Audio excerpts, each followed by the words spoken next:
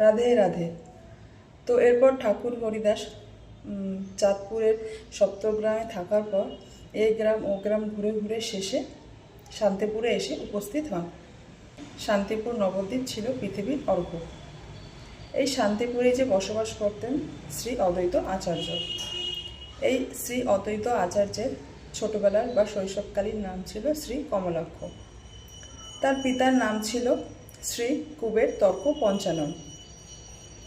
তো শ্রী কমলাক্ষ তার পিতার কাছ থেকে বেদ, জ্যোতিষ, শাস্ত্র, দর্শন সমস্ত কিছু সম্বন্ধে জ্ঞান লাভ করেছিলেন বা অধ্যয়ন করেছিলেন।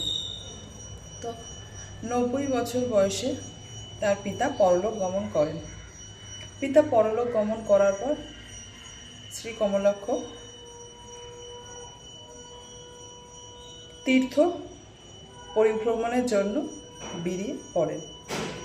তো এইভাবে তীর্থ পরিভ্রমণ করে করে তিনি দাক্ষিণাত্যের পীঠস্থান মাধবাচার্যতে উপস্থিত হন। সেখানে তিনি শ্রীপাদ মাধবেন্দ্র পুরীর কাছ থেকে দীক্ষা নেন। এই মাধবেন্দ্র পুরী একবার বলেছিলেন যে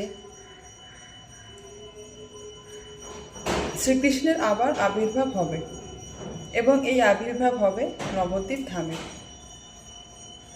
এরপরই শ্রী কমলাক্ষ অর্থাৎ অদ্বৈত আচার্য উনি